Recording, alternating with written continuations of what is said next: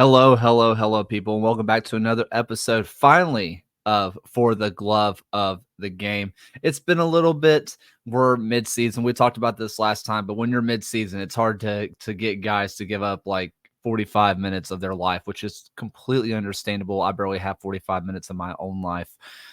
Before we get too far into this, I wanted to thank our wonderful patrons, John Hunt, Frank Anthony, Aaron J., Christopher Cohn, Harry Austin, John Fuller, Michael Fuchs, Joshua Duder, Noah Telford, Alberto Aguilar, Jeremy Churchman, Stephen Howard, Rion Lacara, Tim Knox, NF Reg 30, MOS, and Kunal Patel. Thank you guys for supporting us, and thank you to Goals TV for sponsoring this. There's a good chance you're watching this on Goals TV.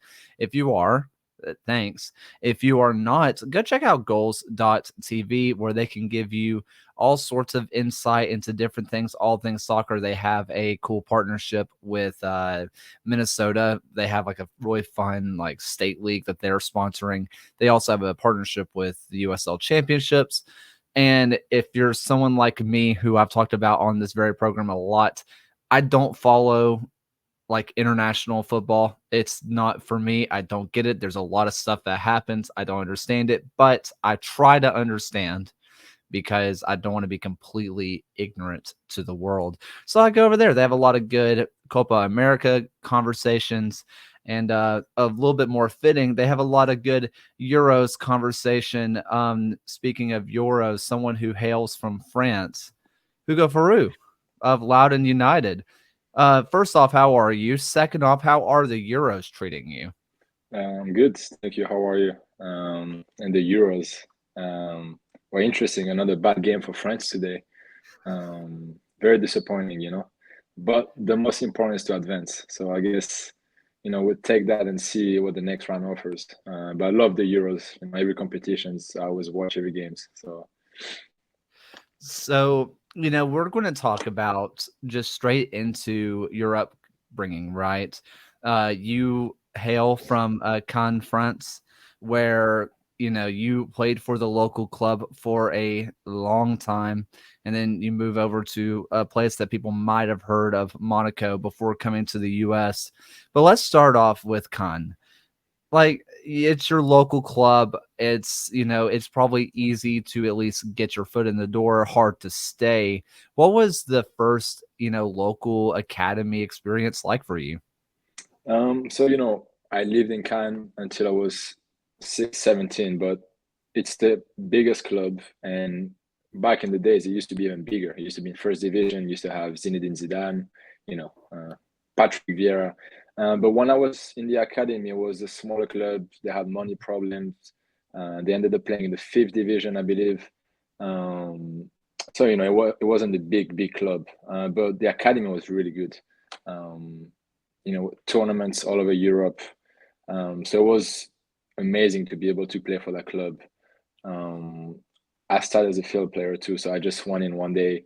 I think I was like 4 years old. I just went in and I wanted to play soccer. I had no pressure from my parents. It was just me wanting to have fun and play with some of my classmates. Um, so yeah, that's how I started. Very just to have fun. So you say you started off as an outfield player, and I think if anybody's watched you, that makes a ton of sense.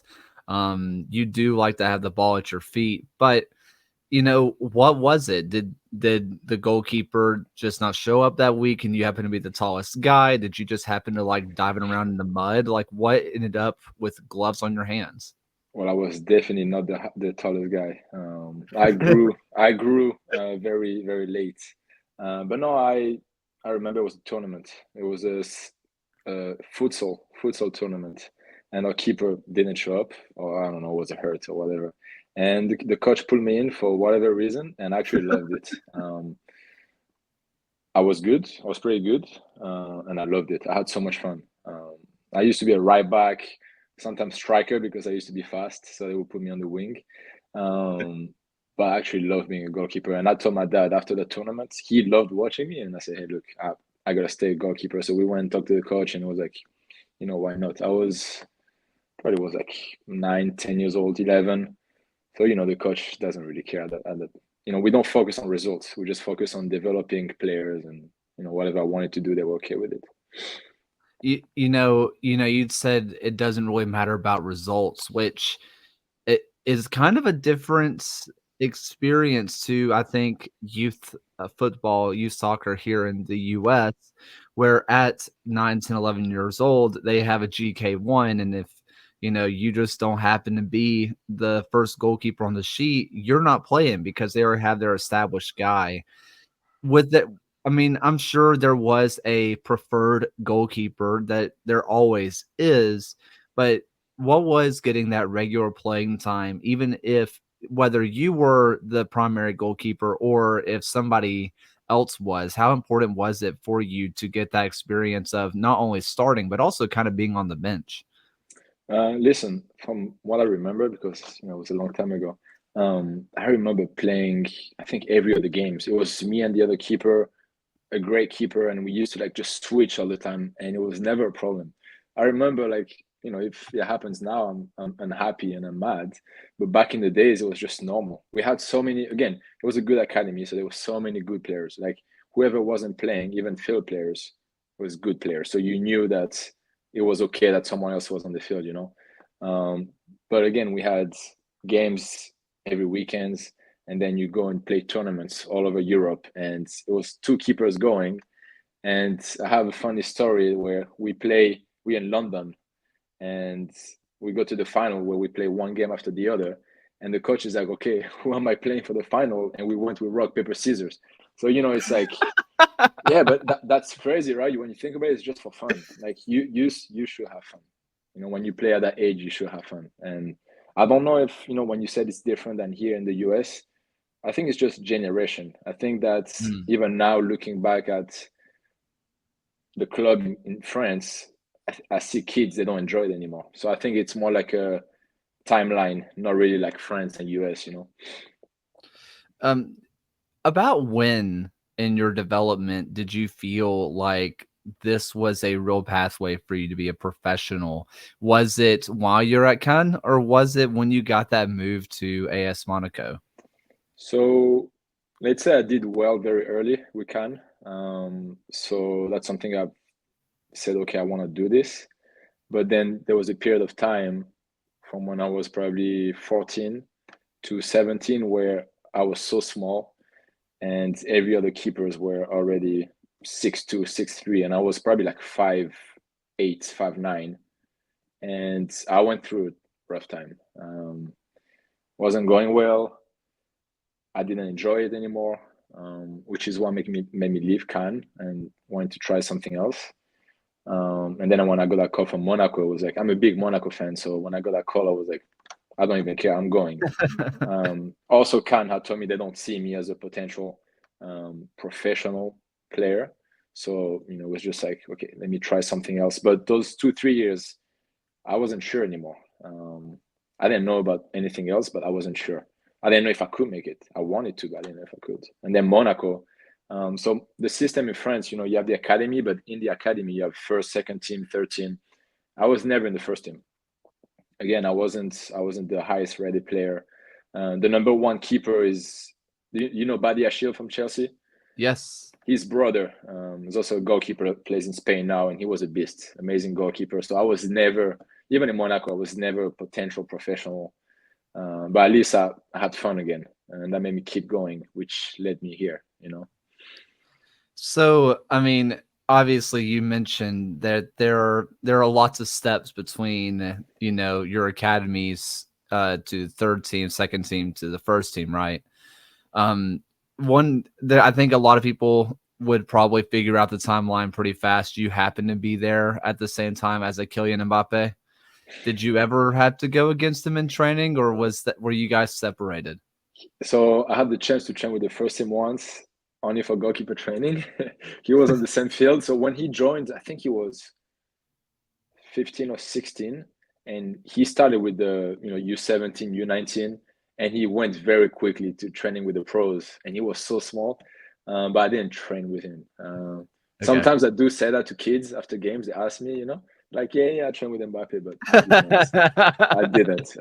You know how there's like two big fields. I was on one field training with the goalkeepers, and on the second field there was the players and Mbappe. But no, I did not train with him. So when did you have your, your big growth? When did you go from, 5'8" to, I mean, when we talked on in Birmingham, you looked about my height. So I'm like 6'1", 6'2". When did you have the big jump? Probably my when I was like 18, 17, no 17, like my first year in Monaco. I started growing. I was like, okay, that's good. But very skinny, like in France we don't work out. Like we don't go to the gym, and it's more technical training compared to here in the US, So I got taller, but then I was very skinny, so I had so much work to do still to catch up with the others, because some people are beasts, like they were so advanced, or maybe I was late. They were not advanced; they were just normal. But yeah, I grew when I was 17, and a good time, because that's when I wanted to maybe make soccer my life. So it was a good time. But yeah, around that age, and then coming to the US, get some muscles, because we go to the gym all the time. So when you end up coming over to the US, you end up going to Lake Erie with Lake Erie College for just a little bit. And then you end up FIU, you do the whole college experience. Going from a professional club to the collegiate side of things in the US, was that a jarring experience for me? It was crazy. Looking back, best experience of my life, but it was tough to adapt. Um, I remember my first 3 weeks of preseason. There was a D2 school, a small school, so it wasn't like a lot of soccer. It wasn't a lot of like technical soccer. It was like physical. And the coach told me, which I love the coach, by the way, still in contact, but the coach told me, if you don't pass the fitness test, you don't play. And I was like, what fitness test? So I had to run the 2 mile, which I had never done that in my life. I had to run the 2 mile under 12, which took me like 2 or 3 times to make it. Shuttle runs and something else that was called Argentinian run or whatever. And it took me like 2 weeks to pass them. And he wouldn't let me play games until I passed them. So I was already like, stuff, like it's not me, but at the end it helped me. It was awesome. I didn't speak English too, so everything was like, wow, it was tough, Well, I mentally. was going to ask about that. Obviously for a lot of us in the US, it is just English. There is, I mean, if other people who speak another language, it's never French, it's always Spanish, or maybe people who speak Mandarin, but it's never French. Yeah. Not only are you trying to get accustomed to the US, trying to learn the language, and obviously you're very fluent in it now, but how long did it take you to get to this point? Let's say 3 months to understand people, and probably 5 to 6 months to at least make good sentences. Like I still have an accent, strong accent. Some people don't understand me. My wife doesn't understand me, but took me like 3 months, only because it was actually quick, I believe. Because it was a small school, and every classes were like 10 people, 10 students. So every teachers knew who I was. They were helping me. So, and I was the only international at the time. So I had to learn. And then yeah, 5 to 6 months to speak. It wasn't easy. So, I mean, there's a lot of places I want to go with this, but the big thing that I always come to, especially on a show like For the Glove of the Game, where we're talking about goalkeepers, right? There is normally not a more tight knit group than your goalkeeper room. Your goalkeepers are going to be the closest. We do our training together. We have our own specialized training. It's almost like we're playing a different game than the rest of the team. And for, like you said, 3 to 6 months, you couldn't make basic conversation. How was that dealing with other goalkeepers, especially when that bond is so strong? Not easy. Um, Not easy. Even with the goalkeeper coach, talking to me, and I'm like, what is he saying? But no, again, like you said, the time that you spend together, you just find ways to communicate. In Lake Erie, it was two Americans, and they respected how much I worked hard as soon as I got there, and it was just sign language, 1, 2 words, like shaking hands, pushing each other. I was still trying to scream in French whenever something happens. So I would say congrats or like well done in French. Took me some time to like switch language, because even soccer, like it's something that comes out of my mouth, like without thinking. So it was French at first, but they thought it was funny. They were very welcoming. Yeah, they helped me a lot. The rest of the team too. I thought it was unbelievable from these people to just accept me and help me out when I don't know the language. Then I got lucky to go to FIU, which is Florida International University. So it was full of French and full of Latinos and full of every nationalities. So the language wasn't an issue anymore. There's the one thing I was going to ask about FIU. And this was going to be kind of a two-part conversation with FC Miami City, who went on a nice Open Cup run this year, which is really cool. The temperature, the weather, Lake Erie, it can get a little warm, but not quite South Florida warm, and France can get warm, but not quite South Florida warm. How was it experiencing that for the first time? I was crazy. One of my first pictures in Lake Erie was a game canceled because of the snow. So yeah, it was very cold. And then I get to FIU and I go there for captain practice in I think July.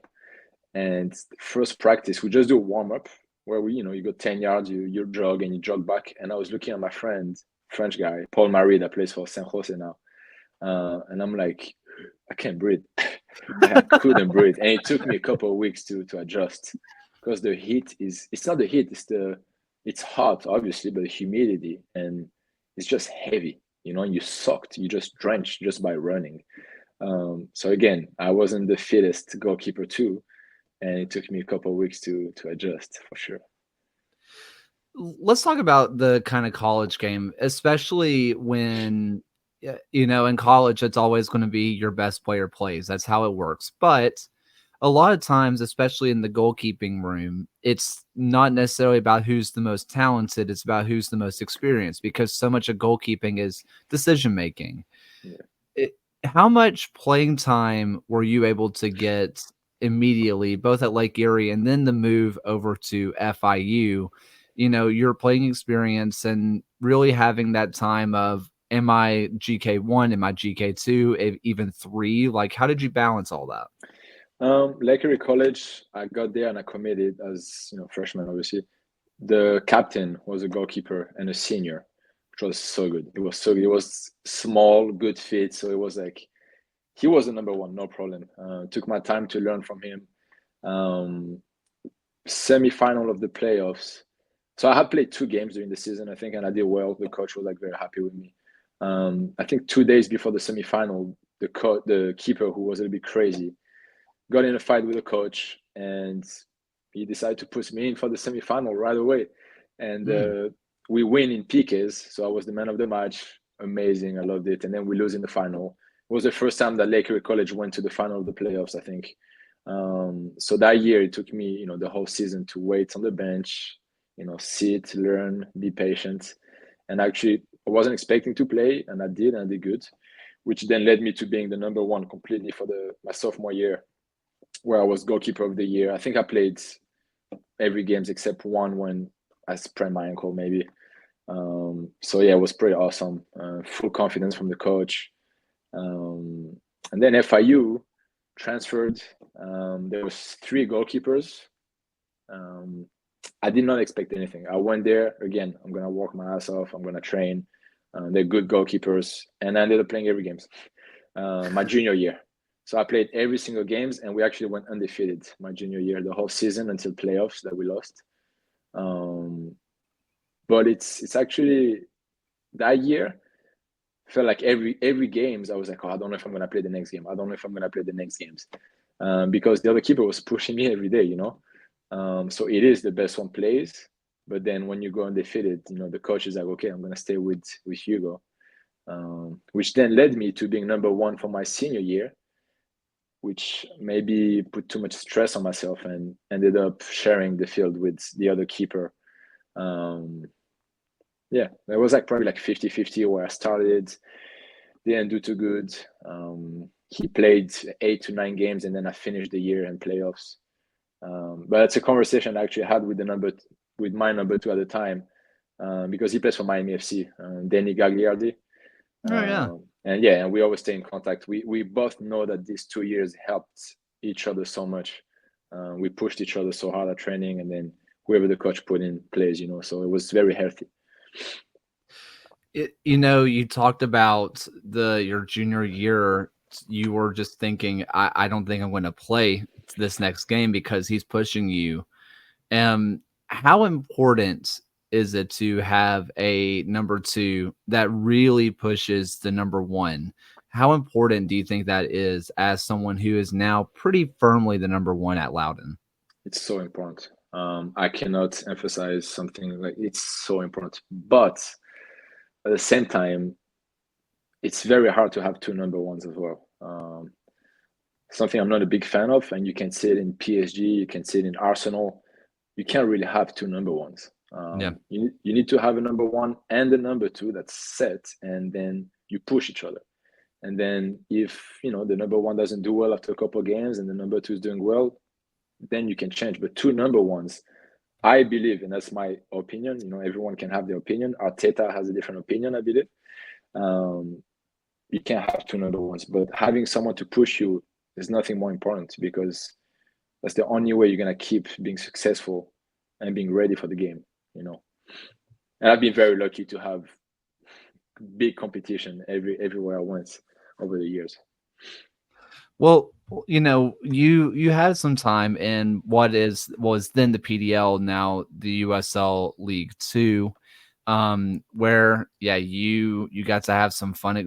I don't know how fun it was. I'm playing in Miami in the summer, but you got to have some interesting experiences there that eventually leads you to professional opportunities. You end up with Valdez, and then you make a couple of other stops, and then you come back to the States and go to Austin Bold. Let's talk about Valdez first. You head up there. It's a different place, completely different. I think at the time they were the third tier, maybe, of Norway. And then, Yes. what is that like? I mean, obviously you've moved before, but what is that experience? So look, first I tried. My dream was MLS, right? Get drafted, etc. Didn't happen. Second, I was like, okay, USL. Didn't happen. No green cards. Okay, not finding anything. Then I'm like, okay, what am I doing? I had just met my girlfriend, then now wife, in Miami, and I had to find something, or I had to go back to France. So I actually met this agent on LinkedIn. Yes, on LinkedIn, and we talked, and he told me that he has a contact in Norway, second division. And me being excited, because second division Norway is it's pretty good. It's good level, it's professional. And I was like, yeah, let's do it. He was telling me the money, and I was like, perfect, I'm doing it. Let's try an experience.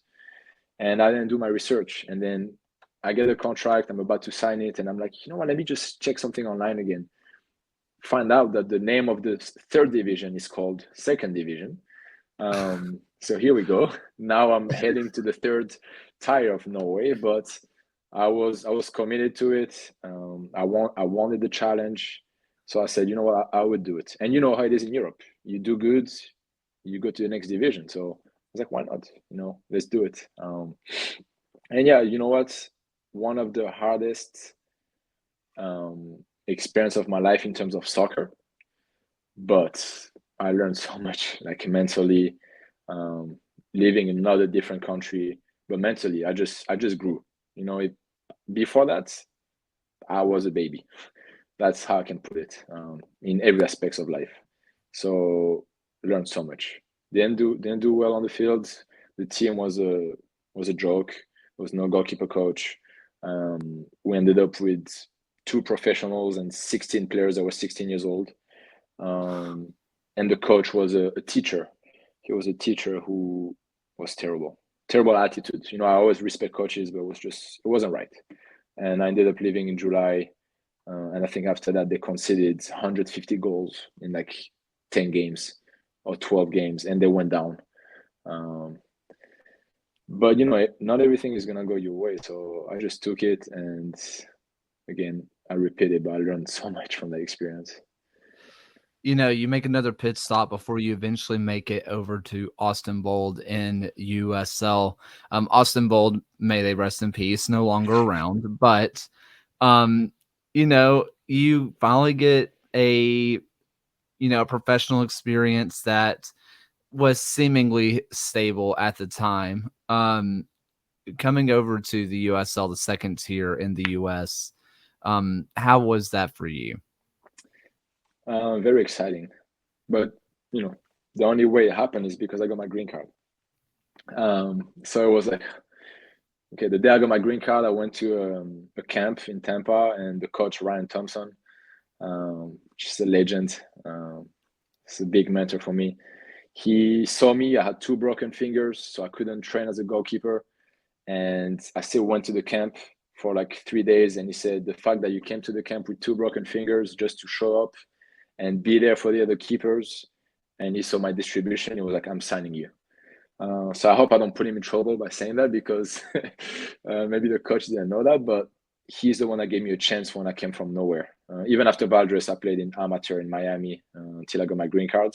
So I was coming from nowhere, and he gave me a chance, which led me here today. So I'm so grateful for him. It was a great club. Austin Bold, great stadium, good facilities, good people, good team. And maybe I wasn't ready yet. I started the year actually as the number one, I would say. I played the whole preseason, and they had the keeper on loan, Elliot Panico from Nashville. Mm-hmm. And first game of the season, we go to New Mexico, 11,000 people, and 3 goals that I messed up. Let's be real. If I look back at the goals now, I mean, 1 was a big mistake, and 2, I need to save them. And I remember, I wasn't ready for that. Grateful for the opportunity, but I think I wasn't ready. And then the coach I think he put me on 2 times again. He just didn't trust me again. So it was tough. Well, having that experience, especially, I mean, when you look at the grand sphere of world football, 11,000 doesn't seem huge, but going from where you were to 11,000, I mean, if you told me to stand in front of 11,000, especially La Familia down in, New Mexico, to be fair, I don't think I would handle it very well either. And look, now, I go to Louisville and they have 11,000 people. And this year we go back to New Mexico. It's not going to affect me. I'm good now. But again, like you said, coming from playing in public parks in Miami to first game of the season in New Mexico, which they're crazy fans. They were awesome. I love this. I love crazy fans. But they were on my ass the whole game. After the first goal, I was like, all I could hear was the one guy behind me who was just screaming at me, and I couldn't get him out of my head, which as a keeper, you need to be able to, so.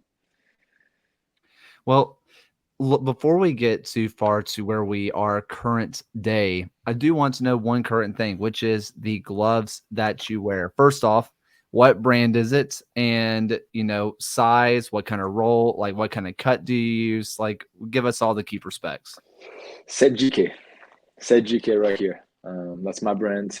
They've been with me since I signed professional.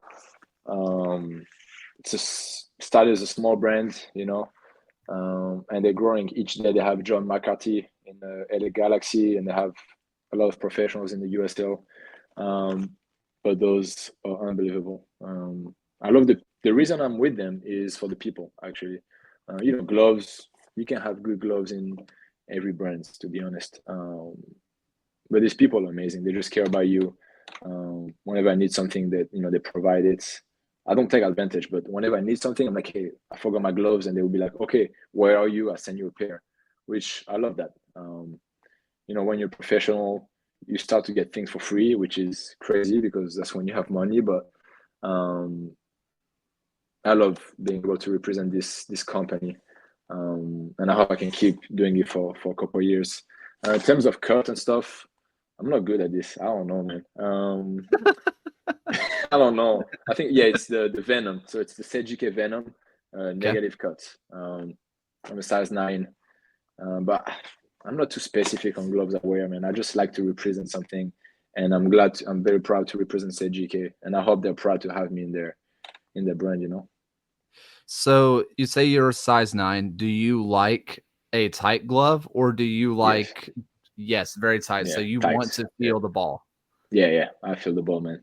Some keepers, the keeper that's with me, Danger Common, he wears those gloves and he's like, I need I need the cushion. I need to like feel the cushion in my gloves. I'm like, no, man, I need my fingers need to touch the ball, you know?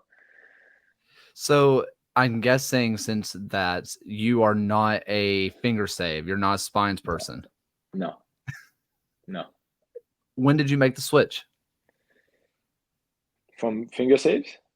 Because most gloves, like when you start off as a little kid, they always have the spines in them. When Not me. no, not for you. No, no, no. I started with Nike and All Sports. I don't know if you know the brands, but never had finger saves. Um, Actually, in college, I had Adidas because the FIU was Adidas, and they had finger saves, and I played with them because I had no choice, but I didn't like them. But thankfully now, most brands they just let you take them off, you know, so it's your choice. So whenever you like them tight, you want to be able to feel the ball, all that kind of stuff. Is that come down to what something that you talked about already? Is it come down to distribution or is it just a safety thing of if you can feel it, you can save it? No, it's just you know, I like the feel, man. I want to say technical. I'm a technical goalkeeper, whether it's my feet or my hands. Um, you know, it's like playing with cleats that, you know, my cleats are very light. I play with Nike and it's like I feel the ball, you know, I cannot play with Copas or Tiempos, for example, you know. So it's just the way I am. I like to feel the ball. It's easier for me to catch, to throw. I just feel comfortable, you know. So let's go to your playing career once again. And, you know, somewhere you end up in Charleston.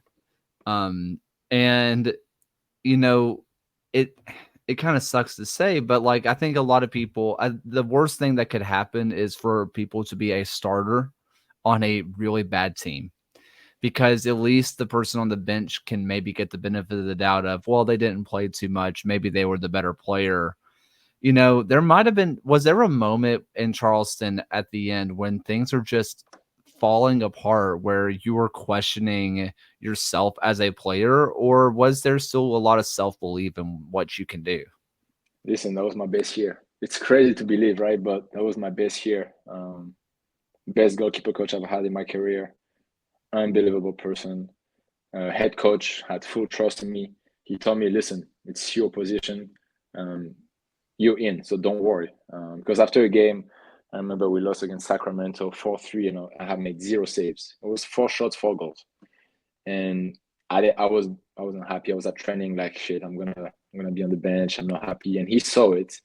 And for a coach to care about goalkeepers that much, you don't see it that often. And he came to me, sat on the side and said, hey, you have my full trust. Like you're good. Like, I put you on the field for a reason. And I was like, no problem. You got it, coach. So now I had a lot of belief in myself. You know, it wasn't a good year, right? It was transition.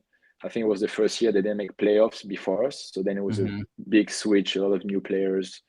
Had to be a change of culture.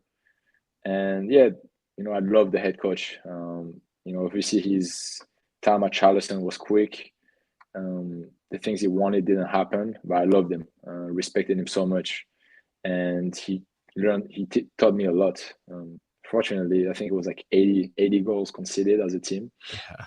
and you know, you think the keeper is bad, you know, but look at the 3 keepers we had. Joe Kuzminski was a great keeper. Me and Daniel Kuzemka, who's still in Charleston, is unbelievable keeper. And you know, 83 goals conceded, but I had 95 saves, I think. So it is what it is.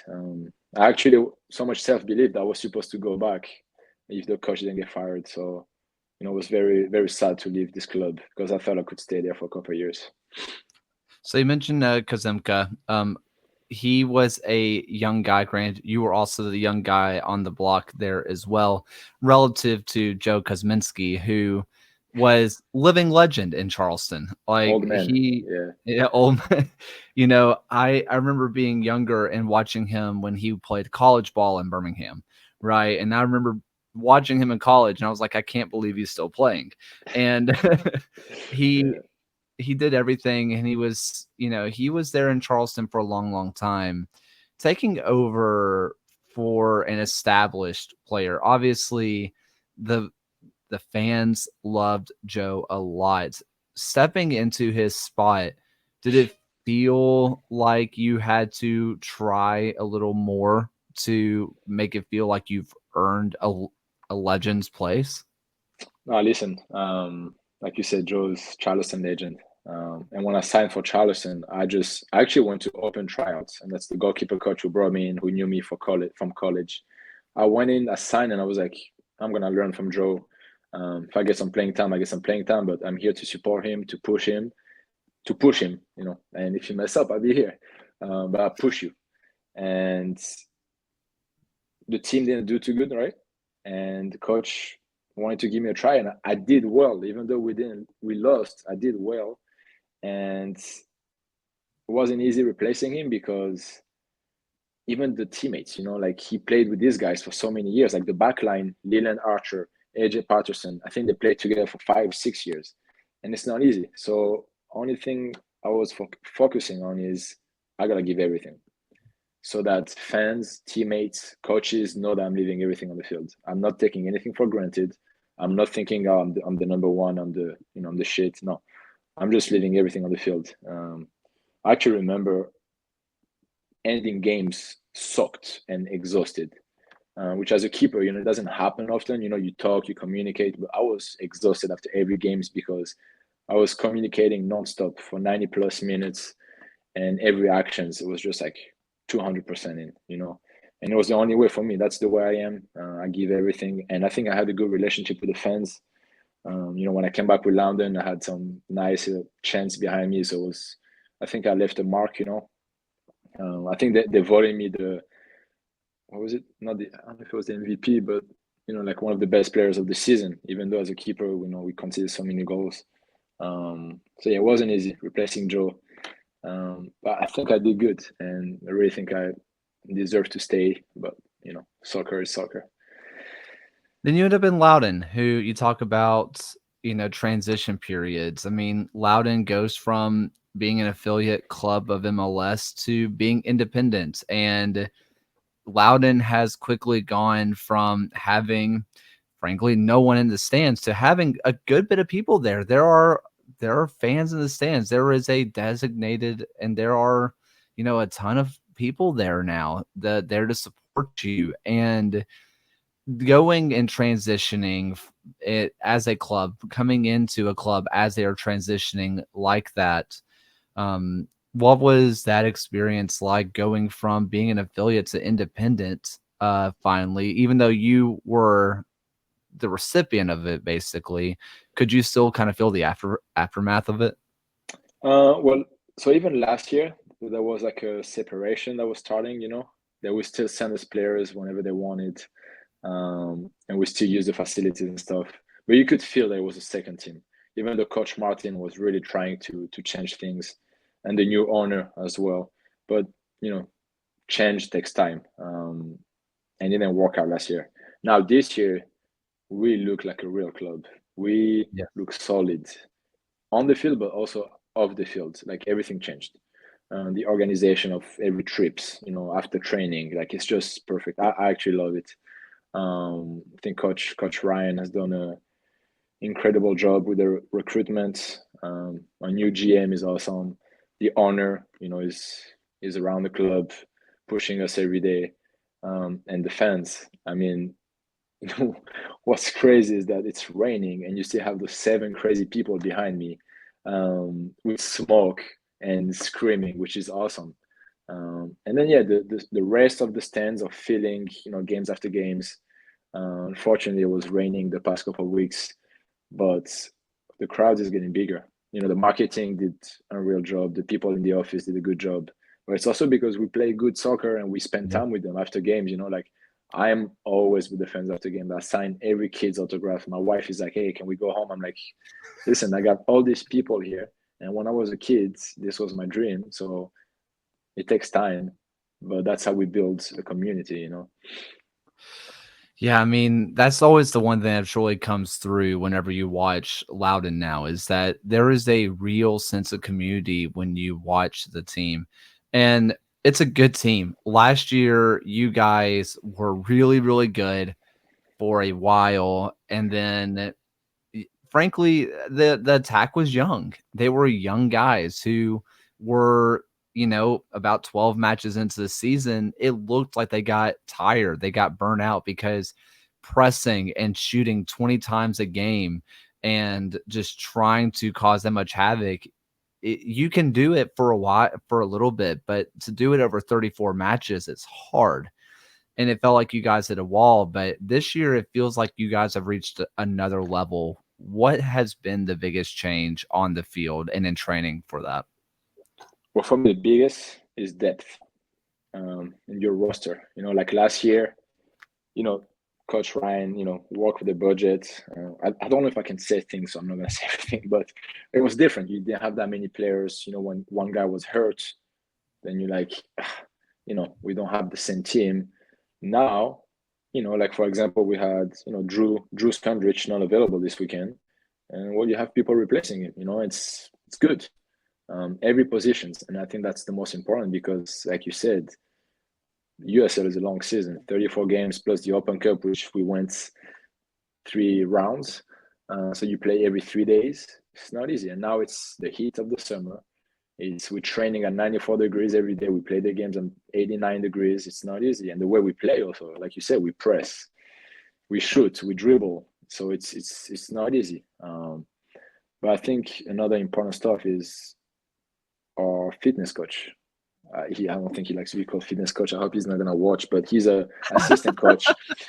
And the way they take care of us, everything is calculated. How much we're supposed to run at training so that we're fresh for the game, how many dives I'm supposed to do so that when it comes to Saturday I'm fresh.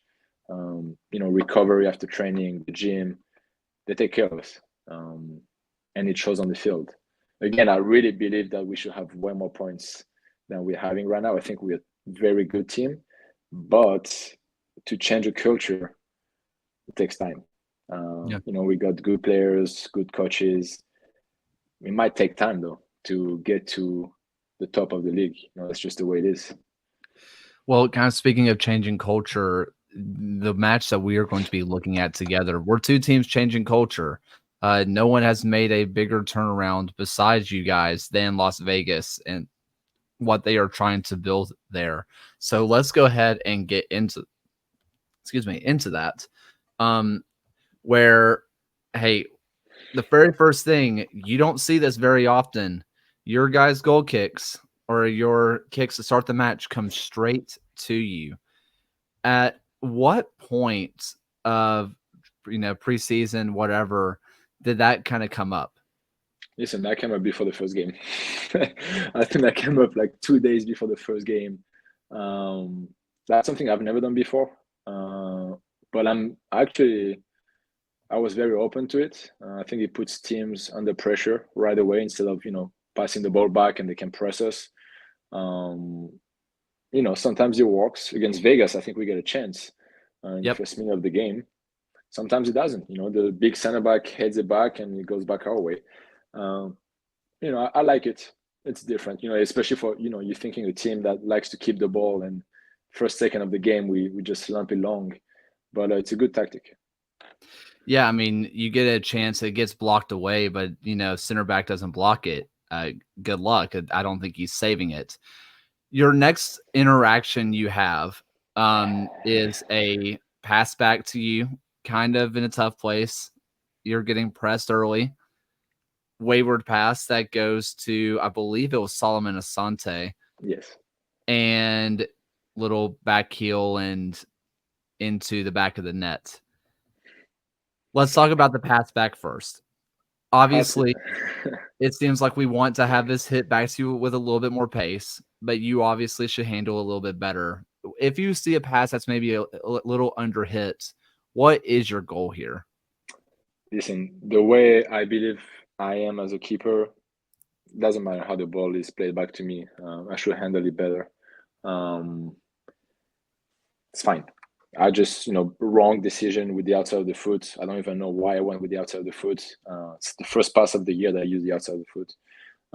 It's just sometimes reading the cues too late. I was waiting for the striker to make a decision, and then he didn't make a decision, so it was too late for me. And then my only option is the outside of the foot, and it's a bad pass. And how to, the wrong way to start a game. And then, he scores that golazo.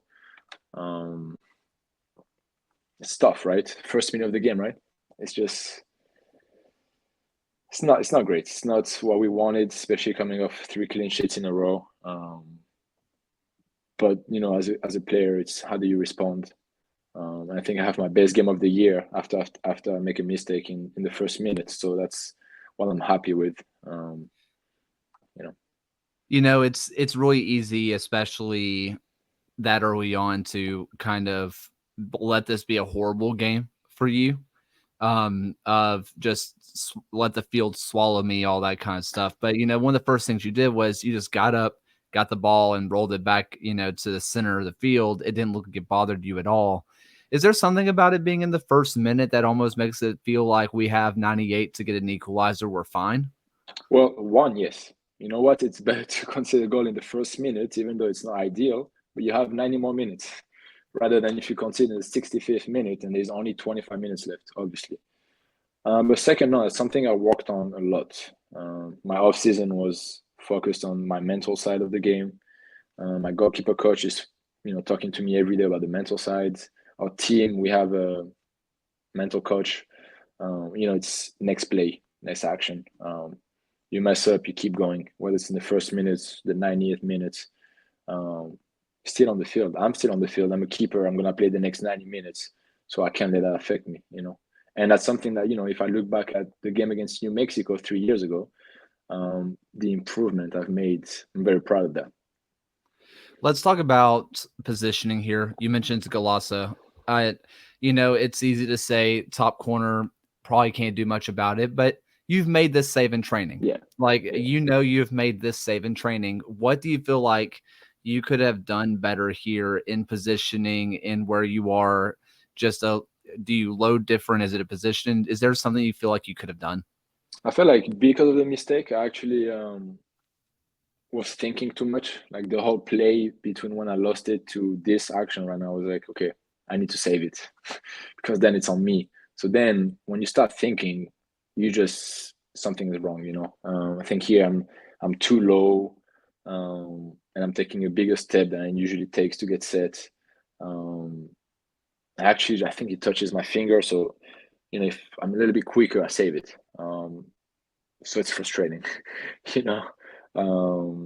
So that's why too much thinking, too much. I was like, okay, it's a wide angle, so I just gotta cover the bubble, and make sure I make the save, and then I don't get the push that I want. So, well, fortunately for you, you get the ball immediately, so you can kind of rectify your mistake. You're getting pressed once again, and you go long.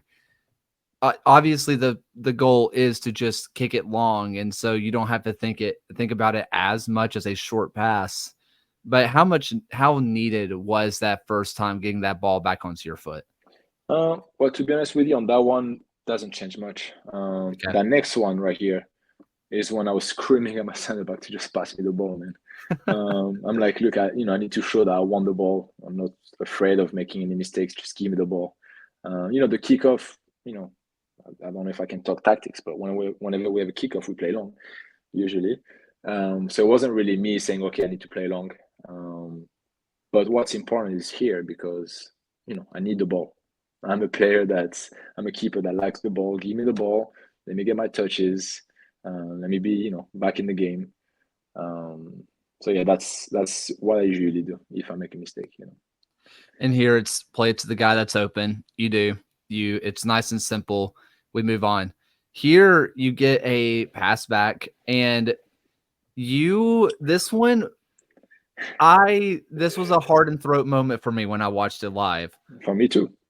What I gotta ask, because you have two center backs, or you have two guys that are very open, and you decide to go to the wing and you decide to play it back to the guy who played it to you. What was the mindset? Like, what was the thought? Listen, to be honest here, my right center back is not really an option. Looking back at the video, he's facing me. There's a striker pressing him. The one that's my left center back probably needs to give me a better angle, just because I don't. At that point right now, we don't know what angle is gonna press. Like right now, can't really play him. He's not asking for the ball. So then I'm like, okay, the Right. one that's asking for the ball is the one on the left, and playing on Segra Field, full of surprises. Sometimes it's dry, sometimes it rolls perfectly. And here, as soon as it left my foot, I was like, oh. So thankfully, he almost got it. Thankfully, he didn't, because I would have been two in the first 7 minutes. But again, as soon as it happened, I said in my head, "You're good. Keep going." Um, can't let that affect me. When I look back at it, I like to just smile and laugh because nothing happened. So next play, you have a shot comes in and you let it go. Did you know that this one deflected, or did someone tell you to leave it? No, it was me. I Okay. didn't see any deflection, to be honest. Felt very wide. I could have saved it and add a save into my stats. But no, I just, something it goes quick, so I don't see a deflection, and I'm like, you never know if that could be a rebound for me or anything. So I knew it was going wide for sure. So Sure. might as well just let it go. It's tough because then it's a corner kick, and if you think, if they score from the corner kick, then I'm like, why did I do this? But again, It is there's not what it much is. thinking going into it at the moment. So here you get another pretty simple pass back, and you hold on to this one for a second, and it gets played, and then it plays back to you, where you eventually go over to your left center back. One thing that I've noticed with you guys, and we're going to see it a lot, is that you and your center backs wait for the press to come before you do the next passage of play. You guys wait for that press to try to break it. Obviously that means you and your center backs are pretty technical on the ball. It How much does practice and how much training goes into being able to have the courage to wait that long? Yeah, a lot, and a lot of video as well. A lot of feedbacks from the coaches, because last year I was touching the ball more, but it wasn't that organized in the back. So it was more like me finding my teammates however I could. But this year there's a tactic in place. There is an organization. It's structured. So the assistant coach is huge on that. So we go over video all the time. And I started the year very good, and then we went into a run of games where we kind of forgot about game plan, and we stopped attracting players, and he sat me down and it's like, look, this you need to wait, here you need to wait. And it's awesome to have coaches that go into details and tell you exactly what to do, and then we do it in practice, and then in the game it's just natural. I like the pressure. I like to attract, and it makes them run, it creates space. But actually, this game, I don't think we did that well. Same with the last game this past weekend. This now teams know that we do this, and they're kind of waiting a little bit more, to see if we mess up. So it's a little bit tough, and we're gonna have to find a way around it. So this next one, you get a throw in. You rarely see throw ins go to your keepers, but you just play it right back to the guy who played it to you. Super easy decision. This next play that happened was a really nice kick save. Um, I was shocked that he had as open of a look to it as he did, and we're going to get a better replay of it in a minute. But the ball comes back to you, and you hold on to it before you eventually throw it out. We don't get to see who you threw it to, which was annoying. It was Um, the flow. No, it was Kwame Awua. okay. Because I had no clue. I tried to get it in, no idea who it went to. I just saw you throw it. But here, when you see that there's a guy on one of your defender's back shoulders, where are you really looking? Obviously, you have to pay attention to the guy making the run, but he's going to work himself into what is somewhat of a shooting angle, or he can give it to his number 8 who's already scored, or the guy who is behind the lines right now. Where are you looking? Well, here I'm completely focused on Ngondo. He's such a good player, man. He could strike from distance. He could play through balls. But here I'm expecting a strike or at least a pass to, I think, is that the other Frenchie, top of the Yes. box? Yeah, so that's the two options I'm looking at. I'm seeing the guy in the box, open. So he's in the corner of my eye. But, I'm thinking my defense got it. And the guy Ngondo plays a great ball. Maybe he's offside, maybe he's not. I have no idea. All I know is that I just gotta get set and react. It's one of those where I can't guess. One of those where if I come too forward, maybe he takes a touch and goes around me. So, I just gotta stay and react. I think it's a big moment of the game for me. It was my first save, and just to be like, okay, I'm here. I'm gonna make a difference. Yeah, I mean, it's just a fantastic kick save. From here, this is one of your just little short goal kicks, but you guys really try to draw in this press. You guys are really actively trying to get them in, but you work through it beautifully, and it's great. From here, there is a nice little moment that goes wide out for a corner, and I don't think you actually do anything too much on this corner, but the thing that I had the question about was, well, no, you did have a good moment on this corner. When I you thought have you a were team, joking. I thought you were joking. oh no, I couldn't remember. I cut out a couple of corners, so I couldn't remember. This is the second time they've gone to the top of the box on a short corner. What is your thought process whenever they're to the short corner? Are you actively thinking shot, or do you know, hey, this is a right footer, I just can be prepared for a cross? Cross. The amount of video that I do and the goalkeeper coach does and that we do on set pieces every week. I don't think many teams do that. I'm part of the video squad with the goalkeeper coach. I'm addicted to videos and to studying the other team. They scored a goal like this the game before against Miami. So we knew we couldn't let them have the ball right here. So I had a little scream, a little shout at my defender that's top of the box because he was supposed to be there, which we fixed later in the game. But no, as soon as he gets the ball, I know it's coming for a cross. They're looking for the back post. It's a bad ball that he serves, but ended up making a nice little saves after, and a great block Yeah. from my defender too.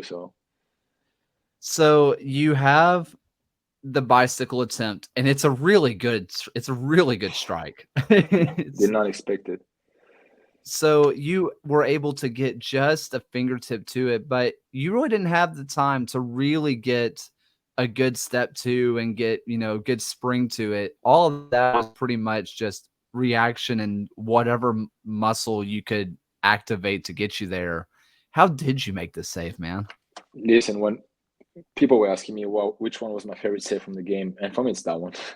I cannot see the ball because it goes up, it goes back down, and I'm like, okay, he's gonna put it down and keep playing, and then out of nowhere, I just see the ball coming, and like you said, I didn't get a good push. All I could do was crossover step, and I think I actually pushed with my right foot, and I'm just like, I just want to touch the ball. I actually thought that I touched him more and that he was gonna go wide. So then when I see it bounce on the post and almost go in, I'm like, shit, no way, that's not enough. But it was. They ended up calling offside on the next play. So my defender almost got killed for no reason. But it was a great way for him to follow up just in case, the referee doesn't see it. We're going to talk about what the foul was there in a second. But once again, you guys are working through the back and it gets a little bit hairy. But again, your defender once again gets absolutely murdered. And this is at the point where I was posting about it on Twitter. I was talking about it to other people. I was like, this game is out of control. This game is like, at this point, I think he had already gotten a yellow, or this is where he gets his yellow. And it felt Yeah, that's like when he gets it. Yeah. it felt like he was actively trying to get sent off at times. How do you keep your head level at all in here? As of him or us being kicked? Or you guys, Loudon? Because I mean, right now you guys are just the ones that are just getting killed. And Listen, yeah. Listen, first of all, it's not us. It's Jake Erlandson. He's the one that gets kicked every single games. That's his style of play. He's a beast. He's crazy. He's the kind of guy that will go and run into people. So it's funny that's him that gets kicked all the time. I feel bad for him because that was him saving the ball on the goal line, and then that's him again. But yeah, I mean, you want to come and do those fouls and get stupid yellow cards, go ahead. Maybe you get a red card. Look at against Monterrey. I don't know if you remember the striker that comes and put his cleats on my head when he oh already yeah. has a yellow. Go ahead. I take the foul. I take the bleeding head. Just go and do it. It's fine with me. If it was my striker doing those fouls on the opposite side, I would be like, "What are you doing, man?" So there's tactical fouls and there's stupid fouls, and that for me is a stupid foul. So you guys get another, short little routine. Not too much to be done here. This one there's an ad going on, so I had to zoom in a whole lot. So sorry I for the love the random video ads. quality. But you guys, this is the most egregious I saw you guys wait this entire game. It was borderline funny. But it ends up working out. This one that comes in Yeah. super close to the goal line, and you misplay it, and you have a little frustration afterward. Yeah. What happened on that? Um, I think it's been a little bit too many occasions in the past couple of games where we're playing some sketchy back passes. We're putting each other in bad positions.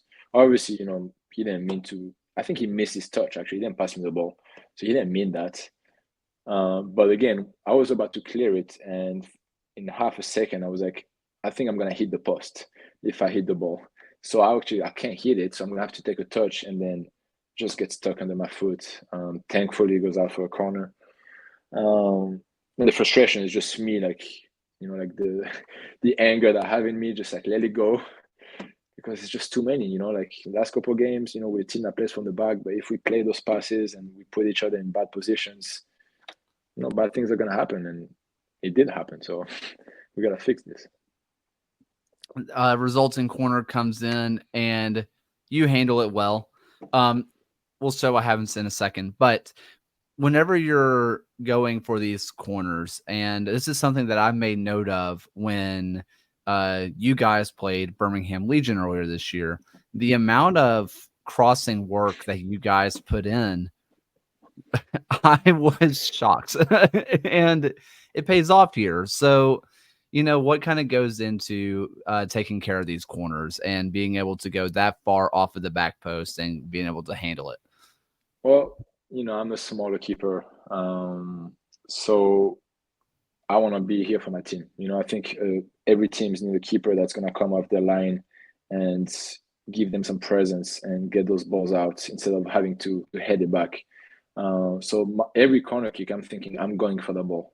Then I have half a second to read the flight of the ball, but my mindset is this is my box, my 6-yard box. If it's in here, it's for me. Which is why sometimes I might come out and be a little bit short or be a little bit too far. But I like to be aggressive. That's my style of play, even though I'm not the tallest goalkeeper. But I actually saw your tweet when you said that in Birmingham, and I don't know if people know, but I had two broken. I broke my finger before the first game of the season, so I was playing with this. I had a splint. I had to cut my gloves, and I had a big splint, and I had to tape and tape and tape and tape with the I two noticed fingers. I noticed the combined glove. I did notice that Yeah. when you, So that was just mentally. I had to like do so many like catching and crosses and everything, so that when I go into the game, because it was really hard to catch the ball. It was like a big tape here. So that was mostly me. Just we don't do that many crosses all the time. Like now, I probably do like 2 each side and I'm done. But the first like 10 games of the season, it was like mentally I had to like prepare myself, with this big tape and couldn't move my fingers. But I remember seeing you tweet. I was like, "Nah, we don't do that many crosses every time. It's just for me mentally."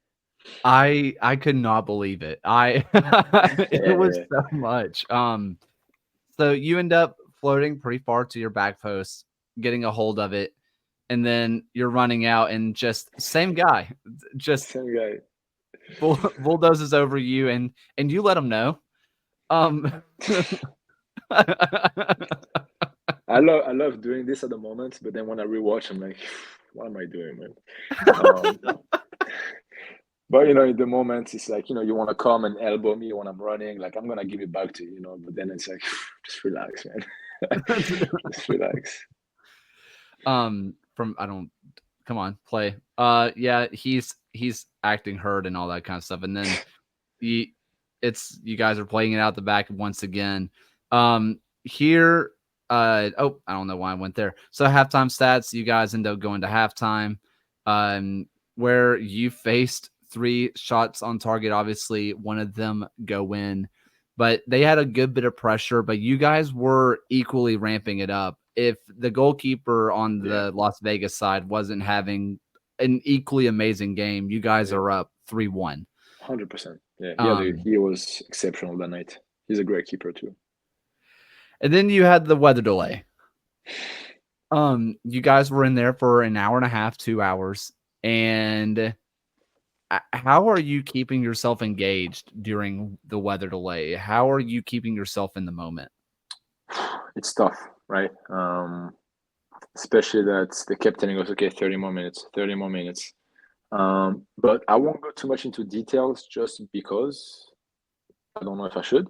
But I Sure. would say that our 1 hour and a half, 2 hours was, I've never seen a team so focused and so ready to go back out there. Like there wasn't, people dancing and people just jogging the ball around. Or we actually went over video, and I've never seen that before. We went over video and we said, what did we mess up in the first half? And from what I know from the other team was, they were just chilling in the other locker room.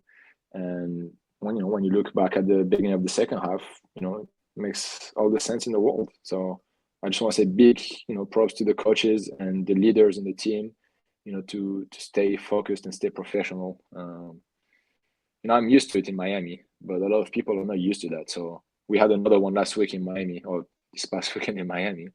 Um, but yes, just gotta stay focused. You take care of your body. We ate some food, some bananas. Just take care of yourself. Then finally, you guys get into the second half. And from here, you get Tommy McCabe with one of the best goals I have Nah, seen this year. Nah, I average, can't give him average, that. average. Yeah, yeah.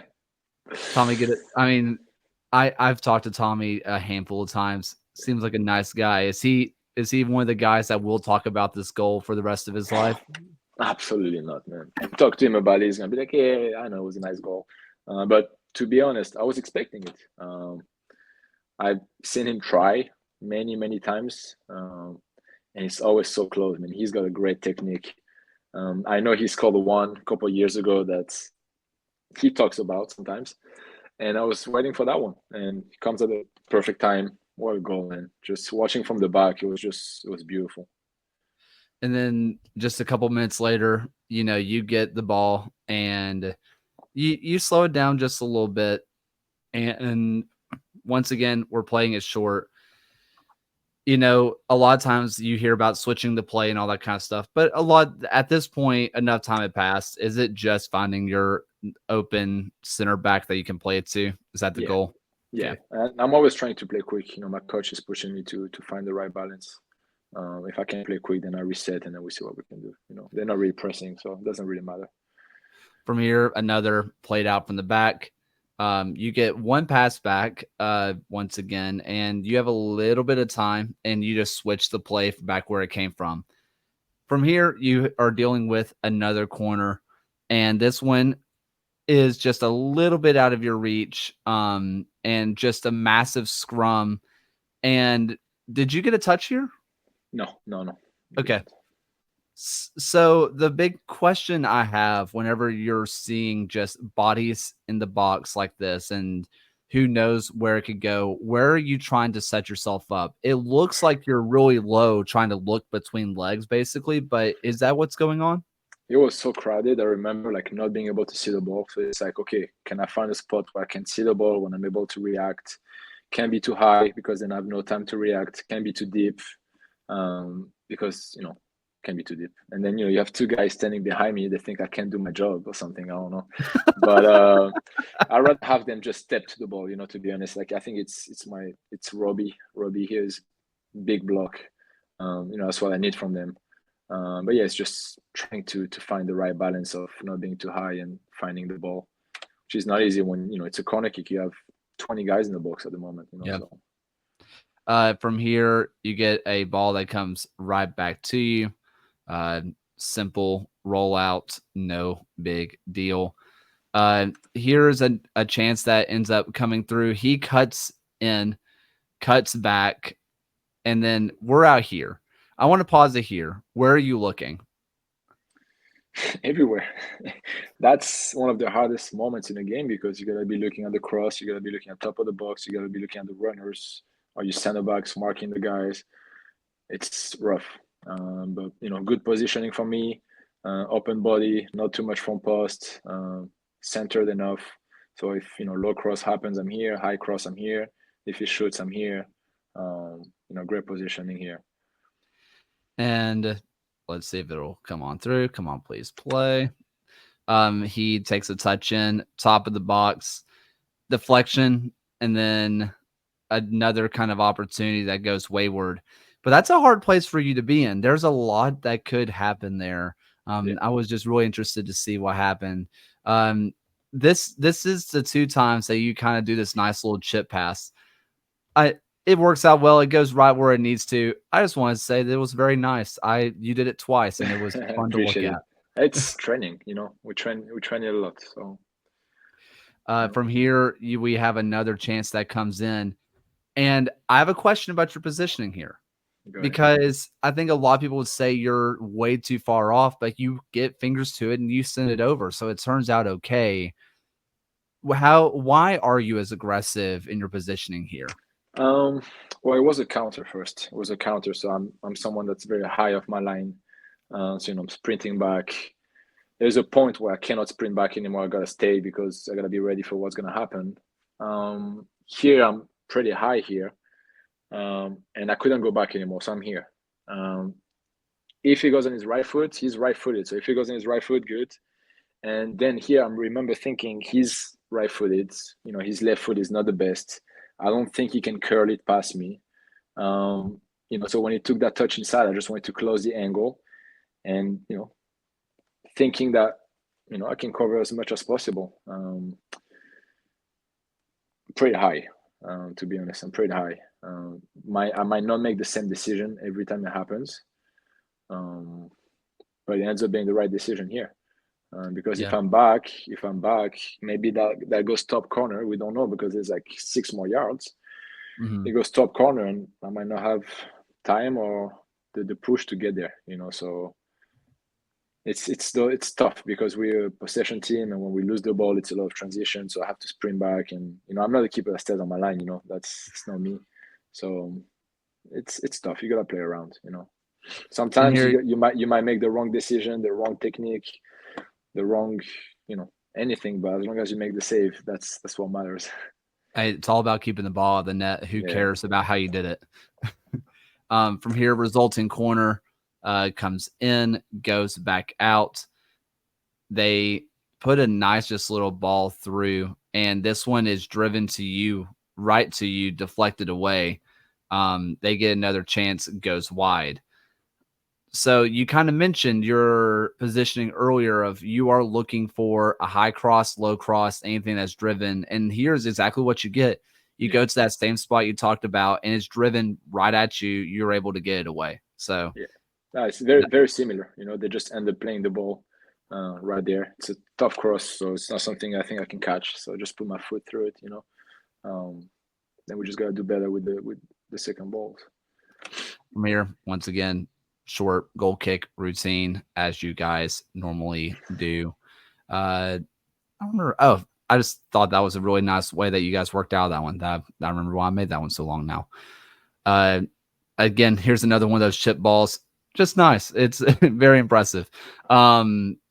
we're getting Appreciate to it. the end of the game where you guys are in a weird position. And if I don't, let's see, this is where there's a, I'm trying to remember everything that happens. You come out for this one straight away. Okay. Now, obviously, you make the right decision, but I think there's a lot of young goalkeepers and a lot of young parents who are trying to help their young goalkeeper who see this moment here and say, stay central so you can react to the back post run or react to the shots. But you come straight to the shot. Why? Listen, so there is, if you learn soccer in books, yeah, just stay on your line, stay big. Um, that's not who I am. I am instinctual. I read the game very well. That's one of my strengths. I remember when that happened. I I I know that he's a struggling striker in the league right now. He's a great player, but doesn't score many goals. He scored 2 goals the game before, so he wants to prove, and that's something that I study. Like I read about them, I watch their videos. He's in the box. He took a big touch. The only thing he did was put his head down. He's got no idea that's number 11 or the other Mhm. striker is in the box. He's got zero idea.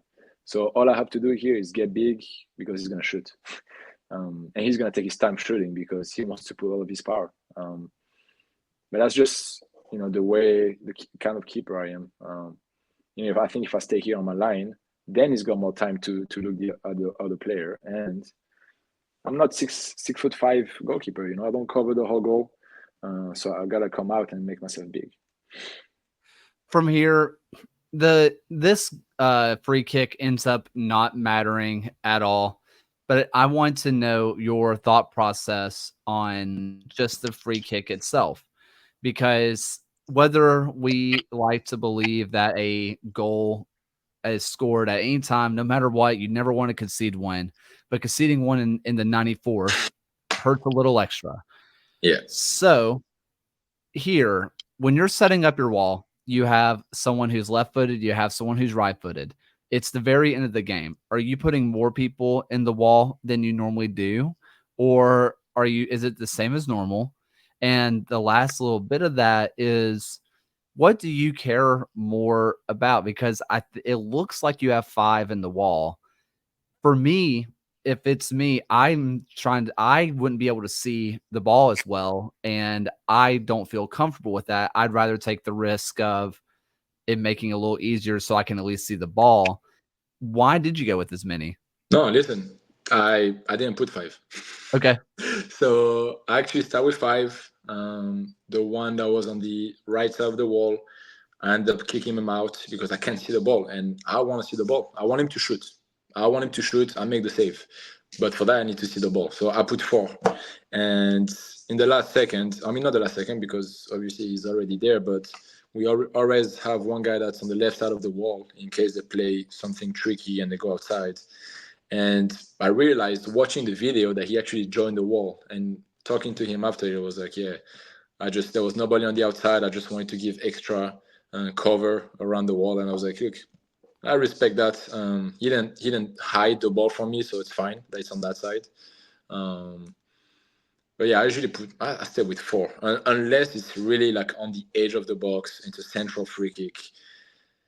Maybe I put five, but still, I like to see the ball. So no, that was four in the wall, and my left back just joined the wall to help out, which was fine. So you have a left footer and a right footer.